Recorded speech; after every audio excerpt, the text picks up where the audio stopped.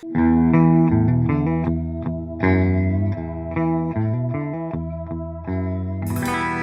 to the Diamond Mine Podcast with Nate and Laney, where we listen to all 92 Diamond albums certified by Billboard. Today's album is Cracked Rear View by Hootie and the Blowfish. And today's episode is a special one.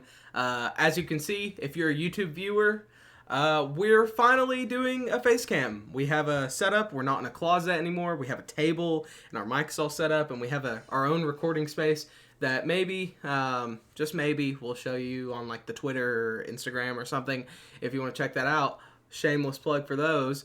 The Twitter is TDMPOD, TDM Pod. The Instagram is the Diamond Mine Podcast, right? Mm-hmm. Yeah. So just the Diamond Mine Podcast, no caps, no spaces, no underscores, no dots, no nothing. No numbers. No, nothing. Nothing. None of the sort. We post on there every time we go. We have a video up, and we post on there just random things, random thoughts. If you want to contact us on there. Otherwise, do we have anything else to say? I think that's it. I think that covers it.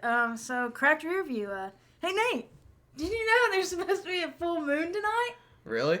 Yeah, it's called My Cracked Rear View. I hate that you just did that to me. I literally despise that you just did that to me. Did you not know that was coming up? No. I'm not mad, but just miffed that just happened to me. Okay, getting into it. This album, Hootie and the Blowfish. Yeah, here we go. This album came out in 1994. It went 16 times platinum with 12 songs, and thankfully, it is 47 minutes long. Because I don't think my attention span really could have, dealt with anything. Yeah, Laney's wilding out today. Nate's insisting that I drink another caffeinated drink. Because we need some energy. This is the first FaceCam podcast, and I'm very excited. It needs to be special. This needs to be a good one. I told you that I already had one, okay. Anyway, so, let's just get into this. So apparently, little fun fact, in America, Cracked Rear View stands as the best-selling debut album in history. Guns N' Roses held that mark with Appetite for Destruction until 2018, when the RIAA certified Hootie's album at 21 million, besting the 18 million for Appetite. Very interesting. Mm-hmm. Which is it's very strange. I wouldn't expect Hootie and the Blowfish to be the number one selling debut album. I would think it would be somebody else. I mean, not everybody knows Hootie and the Blowfish, but most people know of Hootie and the Blowfish, but they're not necessarily super stardom like certain other artists are that I would think would have the best selling debut album. Right. But hey, I mean, are you ready to get into this? I mean, yeah. Okay, the first song is called Hannah Jane. His voice, Darius Rucker. He also did a cover of Wagon Wheel. I don't like that cover as much as I like the original, but... Which we've actually said on a previous podcast before. Really? Yes. I didn't know that. That's very interesting. No. His voice is very distinct, but sometimes you can, barely tell what he is saying. Those would be No. There was one song that we'll get to that I couldn't understand the entire, first half of the song. Yeah. Because it was just pure mumble, all one word kind of thing going. But it's just a nice little soft alt-rock song. His voice, even though you can't really tell what he's saying sometimes, he has good range. And it's not like he has a bad voice. It's just sometimes with the way he says his words, it's wait, hold on? What'd you say? So he hits his notes, though, which I really enjoyed. And, I mean, this is just a nice little soft way to enter the album. I actually said some very similar things to that. This, and I know I have mentioned this band before, but this is very similar to the Bare Naked Ladies, which is one of my mom's all-time favorite bands or whatever. But this song started off kind of bland to me. It just wasn't anything special to me personally. Mm-hmm. But like you said, Darius Rucker, he does have a nice voice, great vocals, nice range, all of that. And it's kind of like alt rock pop, everyone was really getting into that again, 1994, so think about that. And so, I mean, I can see how it was really big in the 90s like it was, because it just makes sense with the sound. Yes. And I mean, the last thing I said was that I think I would listen to this in my spare time. It's very interesting that you said, talked about how in 1994, like, this kind of matches that 1994 style, because not necessarily the voice, but part of it reminds me of Blues Traveler. And in 1994, that's when they came out, I think, I could be wrong, but it's definitely either, like, 94 or 92 or 95 or something like that, where, like, somewhere around there, that they came out with the album with Hook and, what's that other song? I'm fine. 1994, you're right. That's when it came out. But it's Hook and that other song. Run Around. Run Around, yes. Yeah. Yeah. And those songs were huge, and they kind of somewhat remind me of Hootie and the Blowfish. I think... Yeah.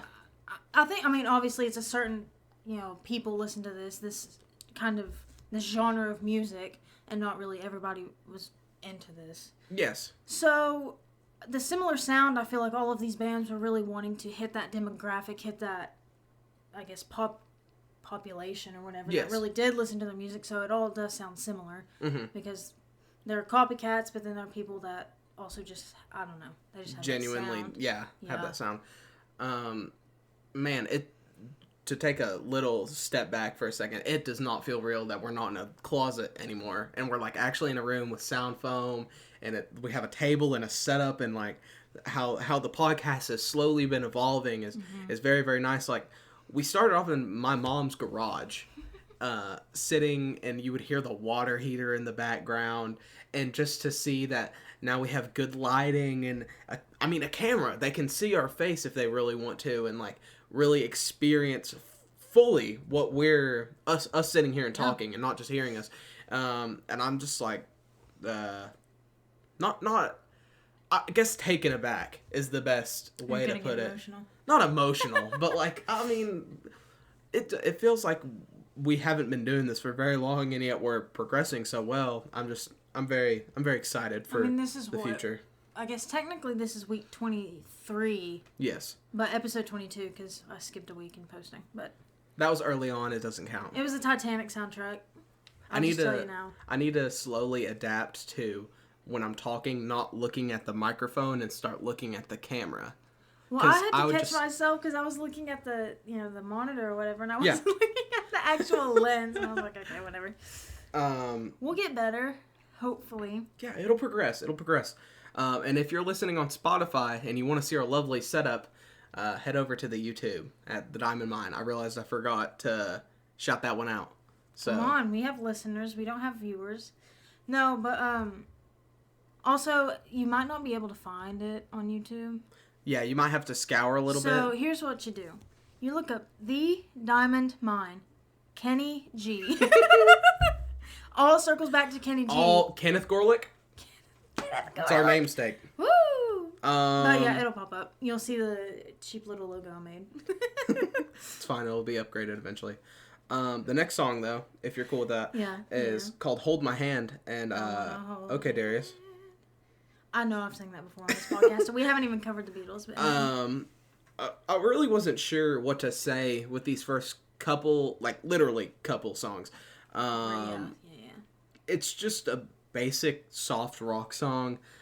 They harmonize together on the Hold My Hand part, which I really like. I like when groups harmonize together and make a chord with their voices. I think that's just really nice. Otherwise, it's just your basic soft alt rock song from the 90s. Yeah, I agree with that. Apparently it features David Crosby, which... From Crosby, Stills, and Nash, if you do not know. Yeah, if you don't know who that is. So I don't know. Yeah, that's cool, I guess. Mm-hmm. It was catchy. There was that nice, like you were mentioning, I said a nice choral moment. And you said this reminded you of the band that my cousin's in. Yeah. It's called Mick Harrison and the High Score, shout out. And I kind of get that, I do, because seen them play live, no cap. Flexing on y'all. Me too, a few times, but and I agree with that. In this song, I can hear it because they do have that like harmonizing aspect in parts. I didn't know that he was your cousin. Yeah. I just thought he was your dad's friend. No, we're related. Yeah, I never knew that. Huh? How about that? Yeah, fun fact. I think this one had a very similar sound to the first song, which again wasn't really grabbing my attention. And I think at this point, I thought that we would hear a lot of the same stuff and that it wouldn't really be quality, despite the fact that it is extremely popular. That's all I have for her, though. Okay, well, the next song is called Let Her Cry, and this is probably... let me think before I say this, because I don't want to go back on my word. Yeah, this is probably my favorite song on the album. Okay. This song is probably their second most popular song, I'd say. I didn't realize I'd heard it until it got to the chorus. I haven't heard it often, but I've definitely heard it before. It's just super duper catchy. His voice really captures the somber attitude the title gives off and the serious topic that's being discussed. He really does sound like in despair almost, like with it the graveliness in his voice and just the let her cry, like he really gets into it. And I'll explain why he gets into it though. I just really enjoyed the song, but you can go ahead with that. Okay, so actually going back to Hold My Hand, I apparently had that like downloaded on my phone. Mm-hmm. Don't remember ever listening to it though. Let Her Cry, I 100% have heard before. I had that one downloaded. I knew that song. And this thankfully did have a little bit of a different sound, kind of, what Nate was saying. But the song is about a man struggling to cope with his alcoholic wife. Now, I got this from Song Facts or Genius Lyrics or something like that, where I get all of my information. They said that the song is about a man struggling to cope with his... No, I just read that. That frontman Darius Rucker stated in numerous interviews that he wrote the song based on his past, but with the genders reversed. So he was the irresponsible drunk whose long-suffering girlfriend tried to keep things together. So that's how it kind of plays into his life and how he could speak from a more personal and emotional standpoint, if that makes sense. Mm-hmm. So, yeah, it was a nice song. I really did like the emotion that he showed, and he portrayed, or not portrayed, he, what am I trying to say? He showed the emotion that he was trying to get out very well. But is that all you have to say for the song? Yeah, but I do want to add just real quick. I think I actually have heard some of these songs from the show Friends, because, well, Friends was on in the 90s also, but one of the characters, Ross, was a huge fan of Hootie and the Blowfish, and there's an episode where they actually buy him tickets to go to the concert and stuff. So, also another little fun fact. That's cool. We can go on to their number one hit. But before we do that, here's a momentary break. And we're back. Sorry about that. But to move on to the next song, it's called Only Want to Be With You. And this is definitely their most number one smash hit. This song is just a good vibe, honestly. The guitar gives Jimmy Buffett vibes, in my personal opinion. Just a real sweet song. This definitely goes on the wedding playlist. I mean, if you haven't heard this song and you're not going to listen to this album, at least look up this song and listen to this song. It's a banger, and it'll immediately go on your Spotify playlist. Oh, yeah. I mean, if it's not already on there. Yeah, of course. Of course. Is that all you had? Yeah, sure. I mean, I'll piggyback off you a little bit. Oh, I mean, okay, yeah. Like I kind of said already, this is hands down, like, one of, if not the most popular song out of their, what's it called? Not portfolio, Discography? But, yes, discography. Thank you. We compliment each other like onions and peanut butter. Okay. I don't know how to do that information. Moving on. Catchy chorus, ending with the two downbeats and the line, I only want to be with you, of course, the iconic, It sounds like a song that would just be for fun, you would just play for fun, like band practice or when you're just together with your friends. Like, it's just one of those songs that you want to have in your life. So like Nate said, add it to your Spotify playlist. If you don't listen to this album in its entirety, at least listen to this one song. Because it just feels good. It's just a feel-good song that you can sit there with your buddies and be like, oh, they want to be with you, and all y'all can have a good time. I mean, shoot, it's just a fun song. And really, if I could recommend a song off this album, even though it's not my favorite song on the album, I would recommend this song just because it's such a like solidified banger. Right. Yeah. That's all I had. Okay, doke. The next song is called "Running from an Angel." This got some beachy vibe going on a little bit. Interesting. Okay. The music on this album as a whole, stepping back from just this song, but the music on this album as a whole, and I kind of touched on this a second ago, just feels good to listen to. Like, I can see how maybe some people aren't exactly too fond of this album because of like you can't exactly hear what Darius Rucker is saying sometimes. I didn't know the best way to put that. That's why I stuttered a lot. Yeah. But just if you're just listening to have a good time, you can have a good time with this album. I mean, Oh yeah, 100%. it's just a good vibe. But the way he sings somewhat reminds me of Matchbox 20. Not necessarily like the voice, just the style of it really gets me in the Matchbox 20 vibe. I'm not exactly sure. Which, I mean, Matchbox 20, I think, is in the same genre, like the... And it's the same, like, that time like, period. Soft. Yeah, exactly. Uh-huh. So, there's that. It's 2 albums also from the Diamond list that I enjoyed, were the Matchbox 20 album, and spoiler for a little bit later in the podcast, I also very much enjoyed this album. So... Okay. Ooh, spoiler! But, Lainey's turn. Okay. I also enjoyed the Kenny G album because I still listen to those songs. She still listens to By the Time This Night Is Over. By the time this night is over. I can't even get it out. Okay. Are we in Running from an Angel? Yep. Okay. Yeah, so you said beachy. When it first came on, I was thinking more country bluegrass. Huh. Interesting. I might have also said that because we live in Tennessee, and when we go to the beach, our family listens to country music and sits on the beach and stuff. So maybe I don't. That's personally. why I associated that with that. I don't know. Oh, okay, but this is the one, he does say the word wagon wheels, right? Yes. And then I looked at you and I said foreshadowing. Mm-hmm. And like Nate already said, that cover's not very good. Also, I just don't prefer it. Like, if that was an original song... No, Old Crow Medicine Show...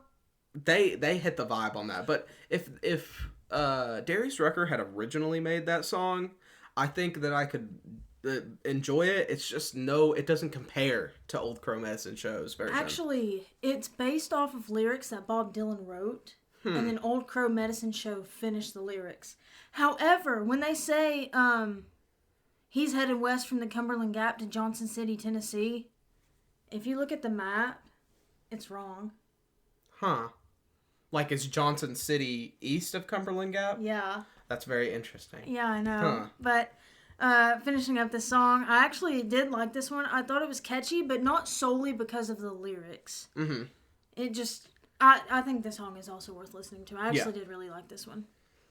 But that's all I have. So. Okie doke. Also, little disclaimer. If you keep hearing a kind of bassy sound, like, that's because that's the table. It's not a super duper expensive table. Oh yeah, I set my phone down on it. It's a plastic table. You can buy it at any local retailer, including Target, Walmart. It turns into Home Depot, Lowe's, Wendy's, Goodwill, Best Buy, No, I don't think. Rendell for a plastic table. I'm Going Home is the next song. There's just a lot of their stuff on this album sounds similar, at least for the first little bit. Mm-hmm. It does get a little different towards the end, and you're like, oh, this actually is changed tones completely, but I'm not going to get into that yet. Sorry, I just like swallowed my spit wrong. Just like vibes. Like, really, I don't know what to say other than just vibes. And I liked when this song goes like, sha-la-la. Sha-la-la. I can't remember how I did it earlier. Lainey earlier was like, sha-la-la-la-la-la. Because that's exactly how it sounded in my head. It was just like, sha-la-la. Sorry, Noni. Sha-la-la. Lainey is popping off today. It's the But caffeine. how do you feel about this song, Lainey? Okay, so it had an acoustic intro, and I personally wanted to hear the song with acoustics only the whole the whole time, instead of it just kicking in and coming in with all the drum and like all of that. I kind of want to hear just a pure acoustic cover, and I'm sure it's out there. I'm just haven't looked it up. But this song is about Darius Rucker's mom. He's also known as Hootie. Darius Rucker's mom passing away and him having to deal with it, but still, like, this I cannot comment. believe you just said he's also known as Hootie. He is. That was just like the weirdest thing. And then he said, no, we had an argument about this earlier, but it wasn't a real argument because Nick goes, no, that's Darius Rucker. Who's Hootie? And I was like, and why are the rest of them called the Blowfish? Also, who gives the nickname Hootie? The booty and the Blowfish. Hootie. Hootie the booty. Hootie the booty. Thank you, Max. Just let me finish this. This comment doesn't really make sense that I got off of like the song facts or song meanings or whatever. But like I said, it's about his mom passing away and him having to deal with it. But he's reassured, I guess, in her death because he has faith in her that she's living in the afterlife. So, I hope that came across and made sense of what it's supposed to mean. But anyway, the next song is Drowning. Yes. I'm sorry. I thought you were reading the Drowning one. I was like, Lainey, no. Because I saw there was like a quote and I was confused. No, I wrote Shallow in all caps. Yeah. So, Drowning. Yes, that is the next song. This is the song where for the first half of it, you could not understand what he said. And I said that the first half of the song was like, if you took a can of alphabet soup and you poured it, you cracked it open, and you know how it's like kind of a thicker... it's like a thicker tomato paste that's around it. If you dump it out, it'll plop. It plops a little bit, but it still kind of like pours. And if you poured it out on the table and then you kind of mushed it around a little bit, and then you tried to read exactly what was on the lines, that's what the first half of this song was like. You're a monster. Do you dump out your soup on the counter? You don't? You just sit there and just BAM! No, I pour it out on the counter, and then I take a knife and I like scrape it into my mouth like that. I could hear like a knife scraping on granite or something, and I just immediately but toes curl. He also says face really weird in this song, and I laughed about it, but I didn't tell you about it. He says face. It's because I couldn't understand him. It's got a good message though. It's just be happy and let's all get along, even though he talks weird for the first half, and then Lainey looked up the lyrics. I was like, oh, that's actually cool. Yeah, I had to. I had to. Just be happy and all get along, like, I giggled because I'm having such a good time with this album at this point. Like, we were talking, and I just started laughing. I was like, man, I just love listening to this. Just having it in the background. Not necessarily... You could listen to this song for the words, but some of the songs you could just kind of, like, tune out a little bit and just be like, yeah, I'm having a good time. I tuned out the majority of the song because I couldn't understand it. And also, I'm not sure, I should have looked this up before we did the podcast, but I'm not sure which member plays the guitar, but whichever one does it, you rip, bro. I want to know who plays the tambourine. Yeah, there's a lot of tambourine in this album. Isn't that kind of weird? Just in there in the back, like... No, but that's probably part of the drum kit. Yeah. Well, I don't know. It kind of sounded like... I like to imagine he was like shaking it, hitting it, on his hip or something. Well, I imagine it was Darius. As Darius was singing, he was sitting there and hitting it against his hip. Okay. But how do you feel about Drowning, Lainey? This one goes back to the similar sound as the first two songs on the album. And like we've said, I just couldn't understand him really until it got to like the last two verses or something. I just couldn't. This one is faster paced than the one before, so I like how, they changed that, the tempo. So, I did look up kind of the meaning, and I'm going to read some comments that I found. It says, some people hate others for stupid reasons. That's what one person interpreted it as. Yeah. Which kind of makes sense because Oh, no, wait. Some people hate others for stupid reasons and the confusion caused by it. That's what they said the meaning of the song was. And it makes sense because there is a line in here that says, hating everybody else because they don't look like you. And with that, in the first verse, he also mentions the Confederate flag and how people... and how people, say they fly it to represent different things or whatever.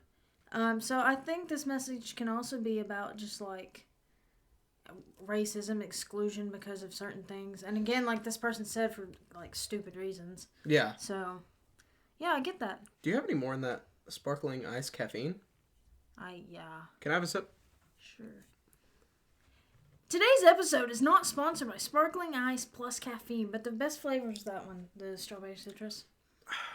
You were right earlier when you said it needs to be refrigerated, though. Yeah. They're better when they're cold. Sorry, I definitely got my chapstick on that. I didn't think about it till I finished drinking it. Where's the chapstick? Where's the chapstick? So this next song, sorry for the cut, my camera messed up a little bit. So this next song is called Time, and I don't know if this does this on other consoles, so I'm just gonna say, if you have an Xbox and you go to Spotify specifically and you go to listen to this album and you look at the picture that pops up on the TV, it's the 4 band members all standing there, and you look at Darius Rucker. Darius Rucker has really nice boobs. They're just nice. They're plump. They're cool. They're fresh. Okay. They're dozer. Chill up. But Did you just this say? song was a jive boogieing jive boogieing extravaganza. I was moving my hips around because of the tambourine 16th notes. Hips will... But this one just felt good. So how you feeling, Lainey? Yeah. Okay. This one gives me definite Pearl Jam vibes, like full-on Eddie Vedder. That's exactly what it reminded me of. It slows things down a bit, which I'm okay with. And then I read a bunch of comments to see how people interpreted the song. And one comment said, "This is about how time always keeps going on and on. It waits for no one and always leaves you behind. It also mentions how everyone is killing and how there's so much pain and sorrow in the world." Basically, if you look deeper into it, all that is for nothing because time's going to move on, and no matter who... Okay, this comment doesn't make a lot of sense, and no matter who wins, I don't get that. And then they continue with, "I think he's given up on trying to figure it all out and worrying about it, I guess life in general. He's just going to go with it and let time drag him along like it would do anyways. He wants to learn about it, but if it's all over tomorrow, he wouldn't care." And someone also mentioned that if you replaced every time he says the word time in the song with God, then it has a much bigger meaning. So I guess you can read that and find out what Hootie's secret meaning of the song is. If you replace every time he says time with boobs, it's a funny song.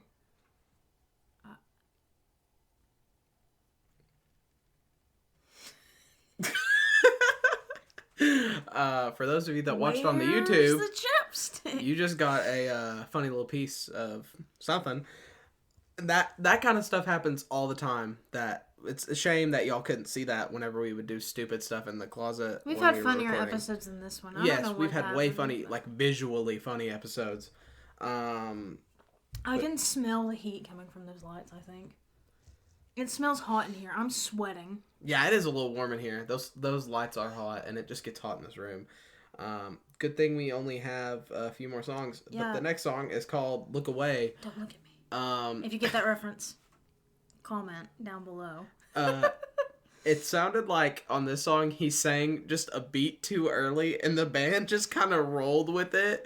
Like he just comes out of nowhere singing, and there's no other sound, and then the band starts playing like a beat later. No. I saw this thing. It was a TikTok, and it said the band when Bill Withers sings "Ain't No Sunshine When She's Gone," and they're just like kind of like hesitating and don't know when to like come into the song. And that's exactly what that reminded me of. Because I don't know why. I thought that was funny. But this song, honestly was like kind of boring because he didn't get very intense in this, and I really like when he gets intense and like really gets into it with his voice because I think his voice is very entertaining.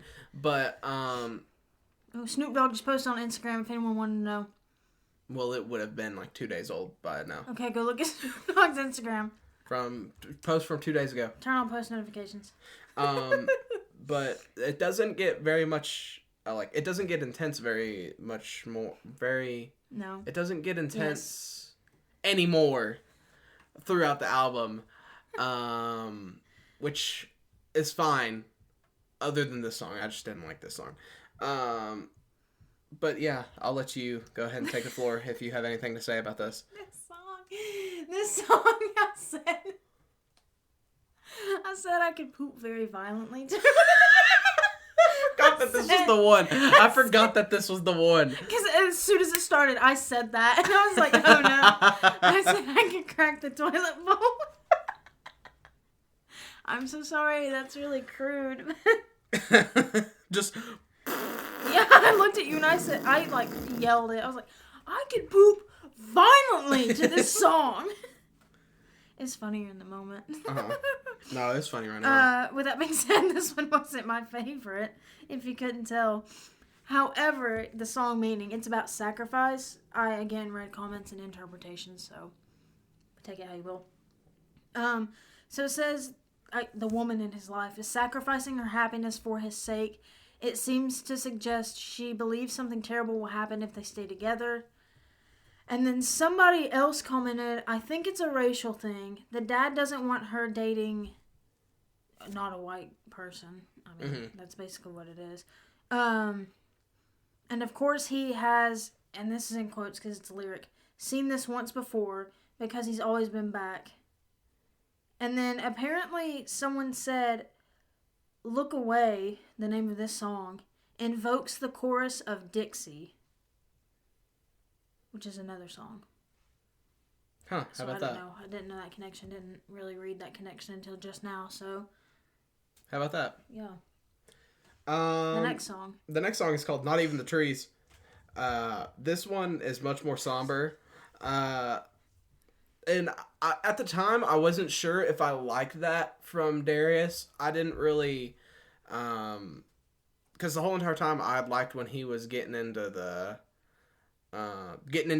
his bag. I guess that's the best way to put it. When he was...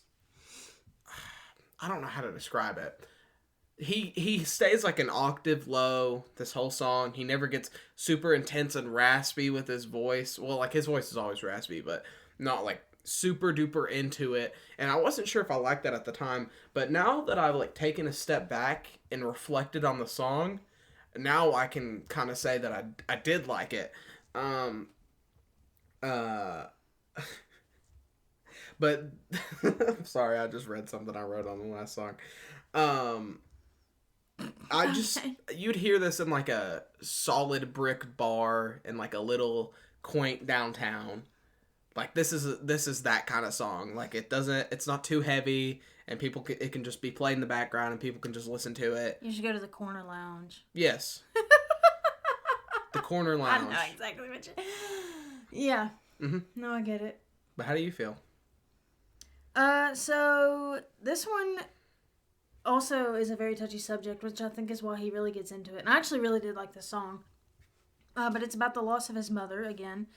And the comments on the song said that this was very relatable and that when it's performed live, they actually sing it very well. It's very well executed, which actually kind of reminds me that they were touring a couple years ago, I think, with the Bare Naked Ladies. They were opening up for Hootie and the Blowfish, and I contemplated buying tickets, but I never did. Well, they broke up in 2008, and then they got back together in like 2019.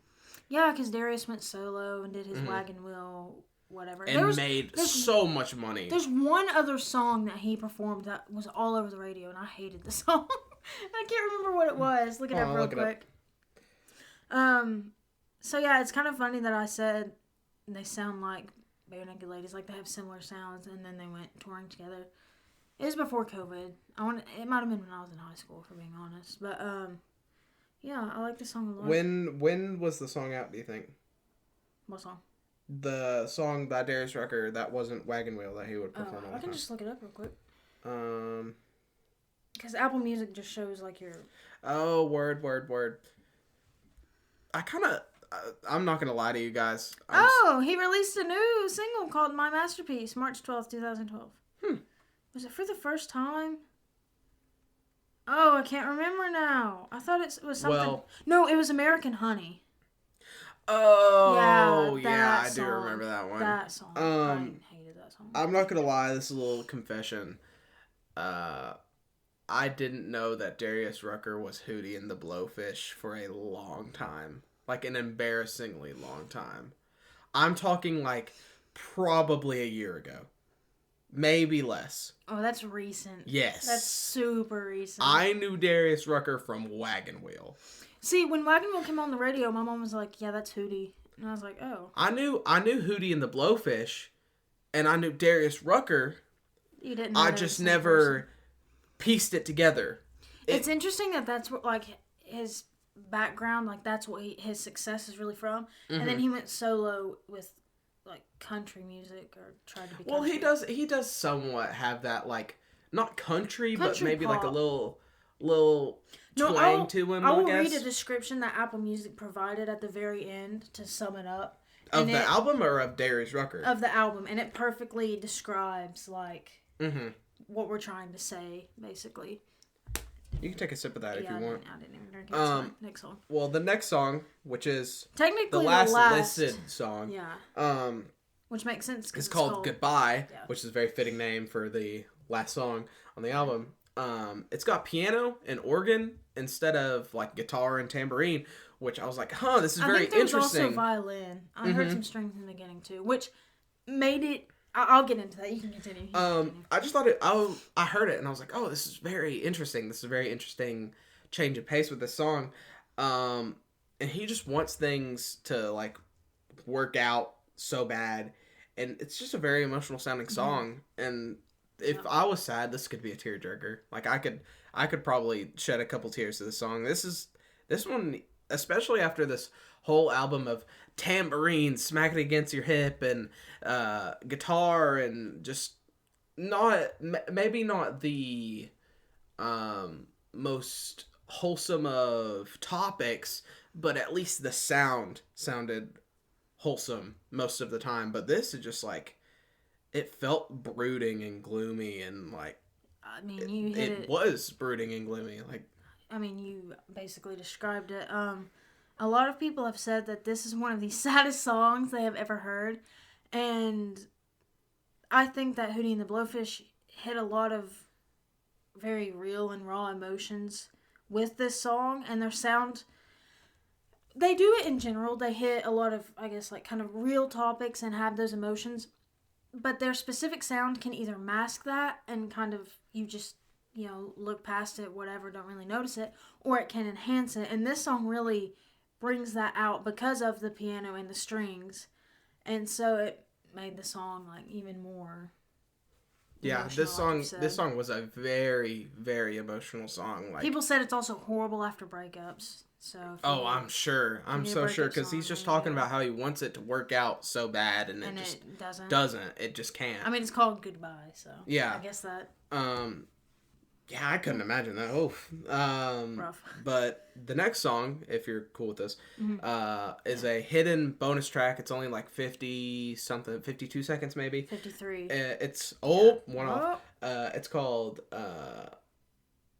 Wait, hold on. I think I misspelled it. It's called Motherless Child. Okay. Motherless Child. Sorry. Autocorrect or something.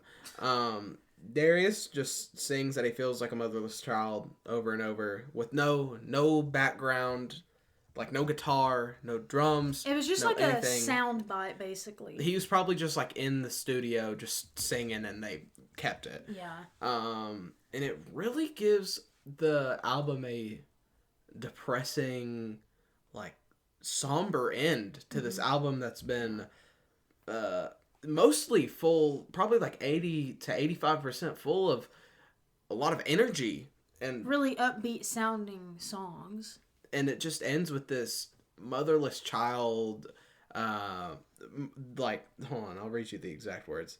a motherless child, and he's away from his home, and like just these, I don't know, it's just a very not strange way to end the album, but a very thought-provoking way to end the album. Which, there was one person that said that they think this entire album itself was about Darius losing his mother, and all of the songs pertain to that in, different ways. But this song specifically reminded me of like a church hymn. I don't know why. But that's all I have to say. Now, the Apple Music, I guess, summary of this album says, jangly guitars, good time riffs, and frontman Darius Rucker's gruff growl combined for an easygoing, laid-back collection of lightly southern fried pop. Upbeat tracks like Only Wanna Be With You and Running From an Angel bring together gentle grooves with lovelorn lyrics, while ballads like the anthemic, I've never seen that word typed out before. I guess I've never seen that either. Hold My Hand and the wistful Not Even the Trees showcase Rucker's emotional range. A little bit country, a little bit rock and roll, cracked rear view, has fun even when it's dealing with serious matters of the heart, which I didn't even read that until we had finished the album, but we, I think, pretty much covered that entire thing. It's very well displayed. Now, where would you put this? The 1 through 92, jeez. As I was listening to this isn't my final answer, but I'm just gonna speak off the top of my head. As I was listening to this, I didn't appreciate the album as much as I do looking back on it. So when I was listening to this, I was like maybe like 40s. I'm enjoying it, but I'm not really. You're still enjoying it though. I was enjoying it, but I wasn't really appreciating it for what it is. But now that I've finished it and I can think about the songs and the meanings and everything behind it and his life story and all that, this is probably in my maybe like low 20s, high 30s. I was thinking the same thing because I don't think when we were listening to it, I appreciated it as much as you. But then after going back through all of my notes and thinking about it, it's sitting in the 70s right now, just for a reference. I think 30s, 20s might be it. It's sitting in the 70s on the Billboard. On the Billboard list, yeah. Just for enjoyability and like the story in his life and just some of these songs. I mean, it kind of has everything you need in an album. And just the emotional if you like the genre. Things going on throughout these songs and the different subjects and emotions and serious topics he hits throughout this album, you wouldn't expect from Hootie and the Blowfish, whose biggest song is I Only Wanna Be With You. But like, it's just, I didn't appreciate it as much when I was listening to it because I was just expecting something like I Only Wanna Be With You. I wasn't expecting something as deep as Goodbye or any of that. And so I didn't process it as much until we got towards the end. I was like, oh, he's actually like expanding this emotional range. It's not just I Only Want to Be With You. It gets deeper than that. I just really appreciate that album for that. So yeah, probably like 20s, 30s. Yeah. Way to go, Hootie. So, you want to plug the social medias and anything else you want to say real quick? Yeah, I do want to say that I found the chapstick. I hate that. Please tell me you all know what video that is. I don't even know what video that is. You don't know what video that is? I'm pretty sure you showed me that video. Because it was in the early YouTube days, like with the same one as sitting on the toilet. Maybe I showed you it, but I can't remember that. You'll have to watch it then. That's all I gotta say. But Twitter, TDMPOD, TDMPod. Instagram, The Diamond Mine Podcast. YouTube, The Diamond Mine. You can find us on Spotify, Apple Podcasts, anywhere you get your podcasts and all that. Shout out to my mom. I love my mom. Shout out to Noni. But if you have anything else to say, lay it on them. Nope. Well, this has been the Diamond Mine Podcast, the first FaceCam Diamond Mine Podcast with Nate and Laney. We'll be back at you next week with Boys to Men.